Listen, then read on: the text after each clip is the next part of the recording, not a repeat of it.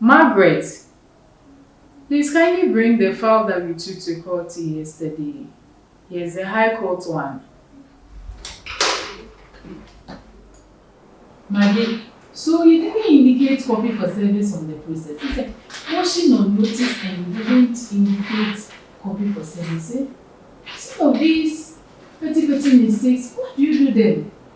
Oh, I'm sorry. Sorry, saying.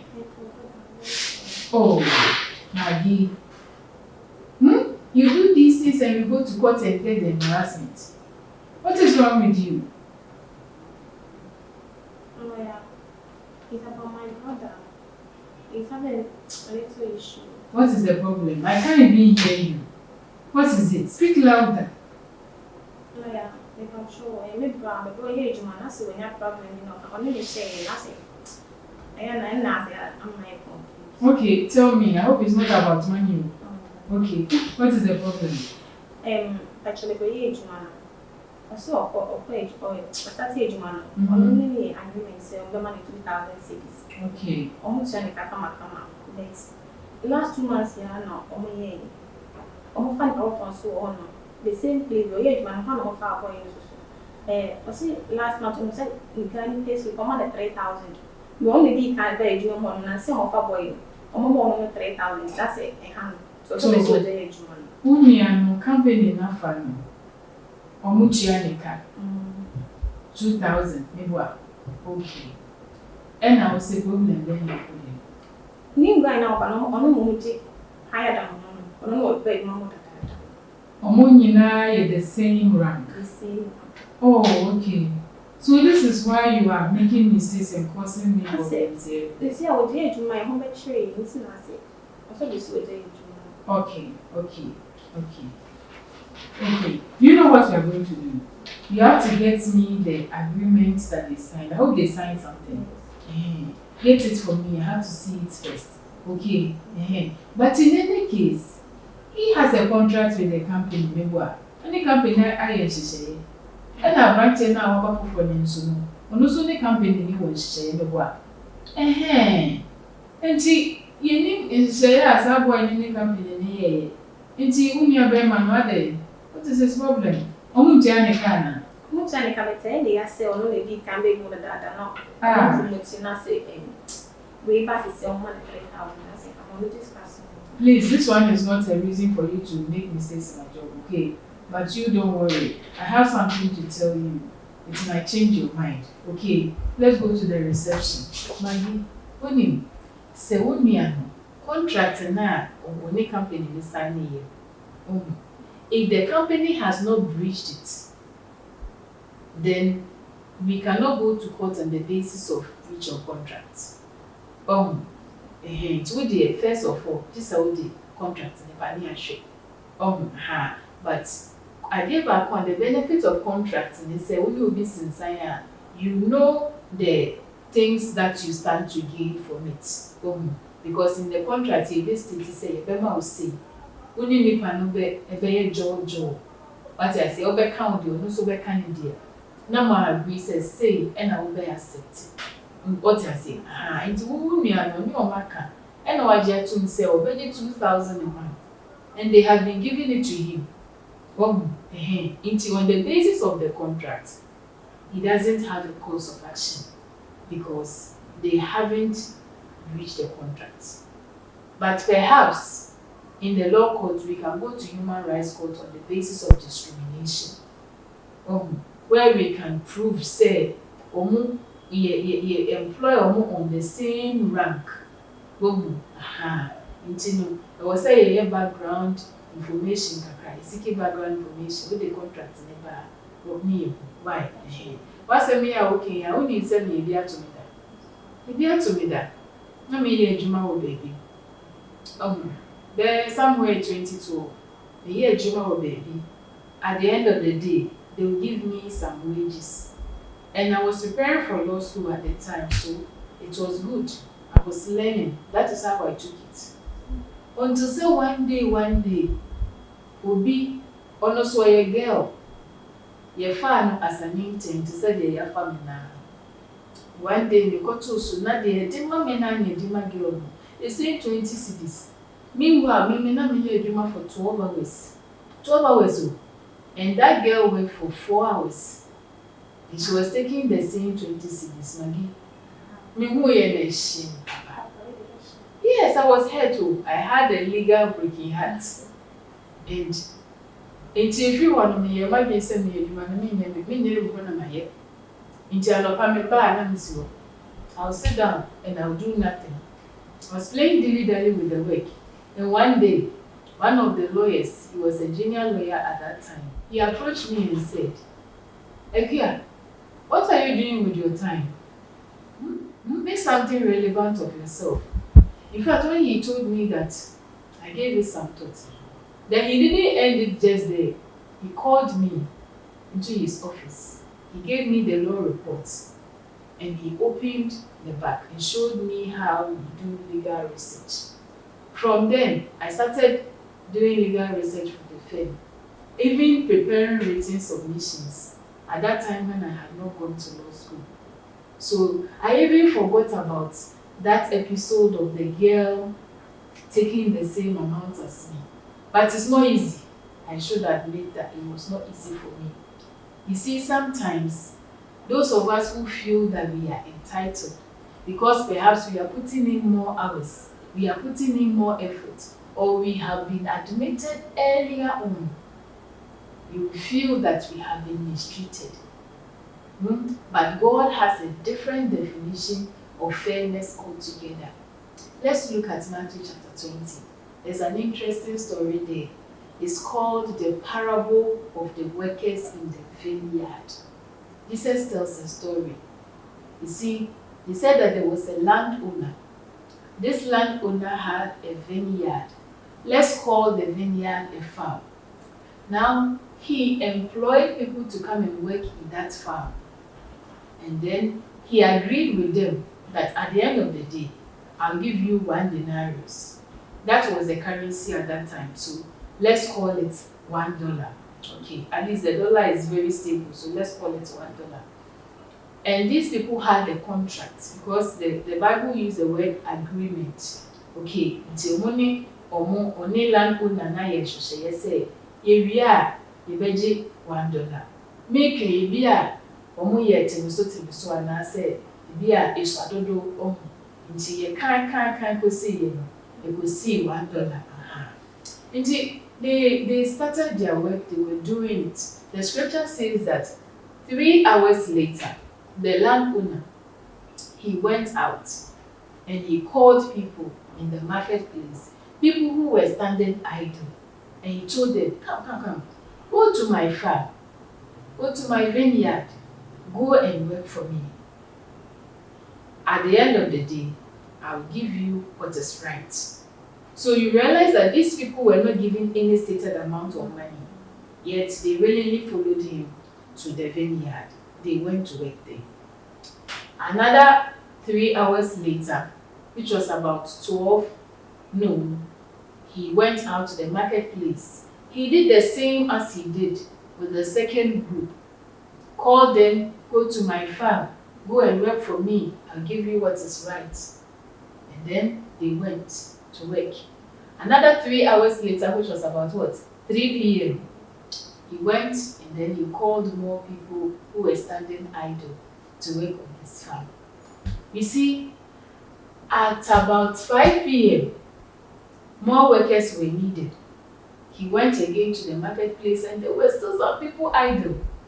And he was surprised because it was almost the end of the working day.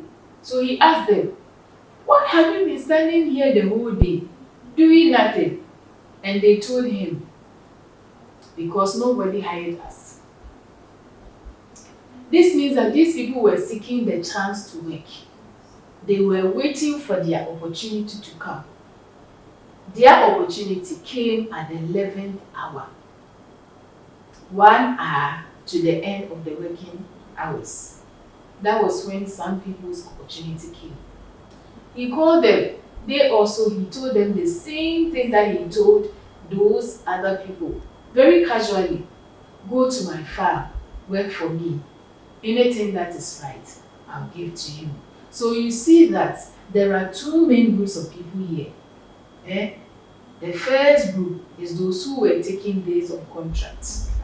These people had predictability because they knew that this is what we stand to gain. At the end of the day, you have 1 denarius, or let's say $1. So they were in the employment because they knew what they stood to gain at the end of the day. So they knew that even if this man does not give us the money he has promised, we can enforce it against him because there's a contract. You understand? So a contract protects the parties, and that is what we normally advise our clients. If you have any agreement with somebody orally, make sure it is on paper. Exactly. And if it's oral, which we don't advise, let there be witnesses so that they can attest, especially when we are dealing with human beings here. Agreements, we advise that it has to be written. And we also advise, most importantly, that let them be written by lawyers. So we deflected a bit, but let's go on to the main point here. There are people who have been employed based on the contracts. And now we have people employed casually. Just come, work for me. And these people happily went and worked for this landowner. And what we realized is that they had been waiting for the opportunity because they were in the marketplace. They were not in their homes. They were in the place where selling and buying goes on, where people who seek to employ people will be around, and they were found.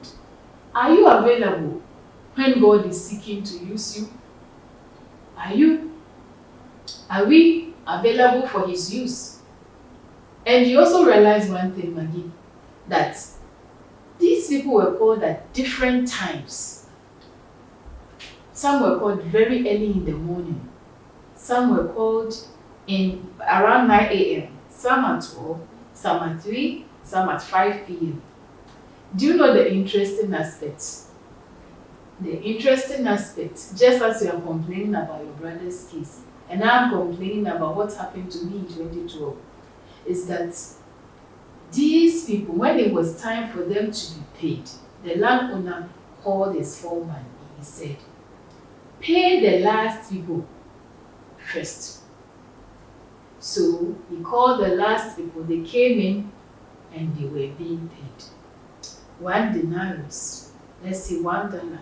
And the first people, they were all in line, so they saw that these people are being given 1 denarius. Hey, if these people are being given our fee, then it means that we will get far more than that, because we have been in the employ of this good man very early in the day. We have been working, standing in the heat, 12 hours.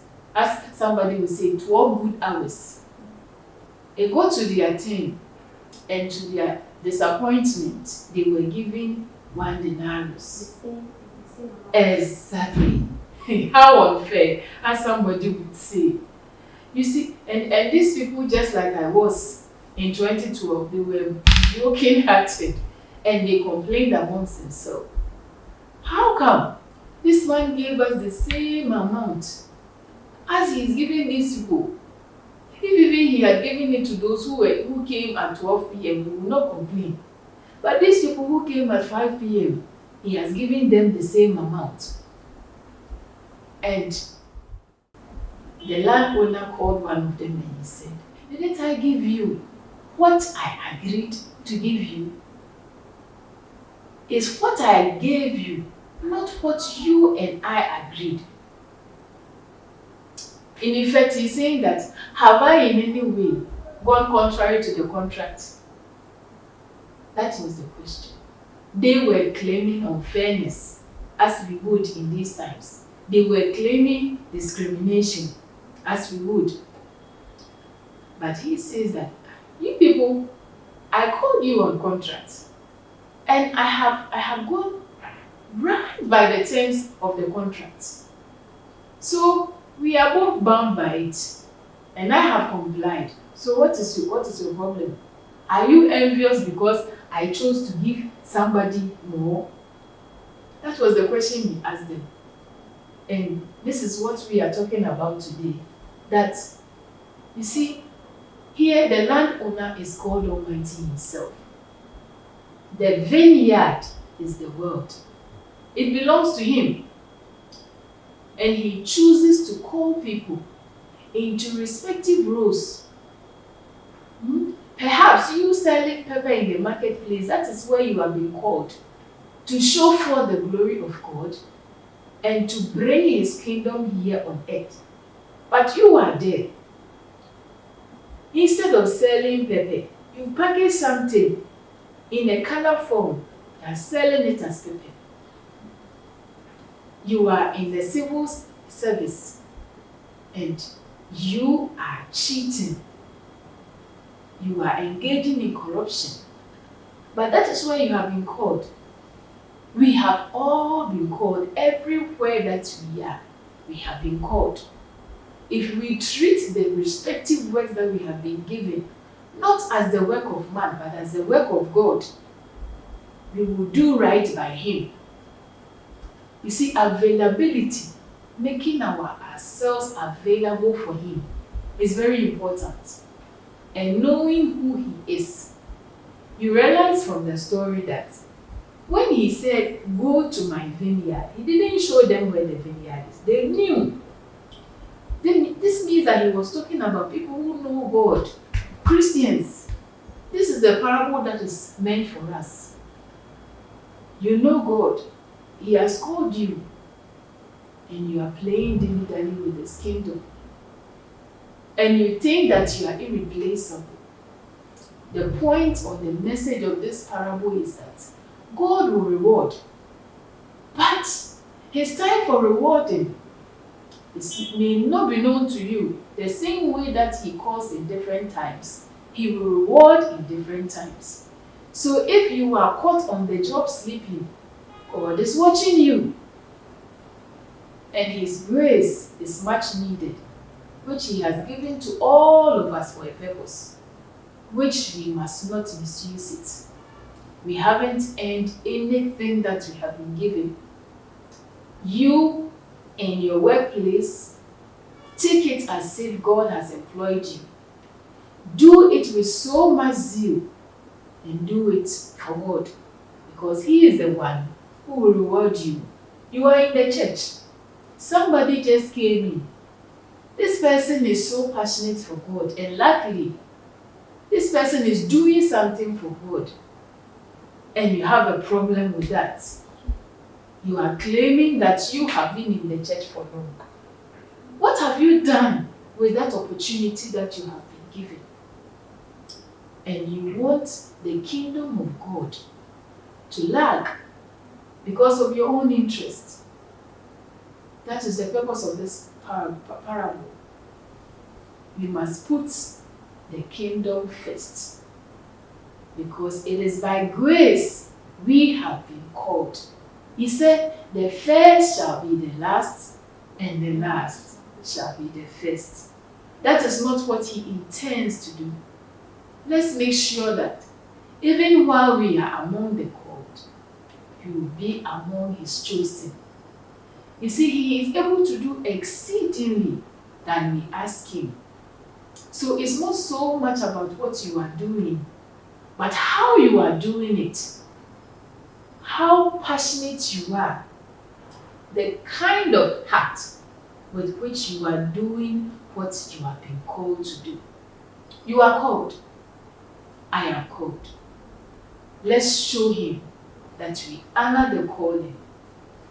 And let's honor Him with our attitude and our character wherever we are. God bless you. Share this message with your friends. Like, subscribe in all the respective platforms. God bless you. Gospel Hawking TV show, we love you all.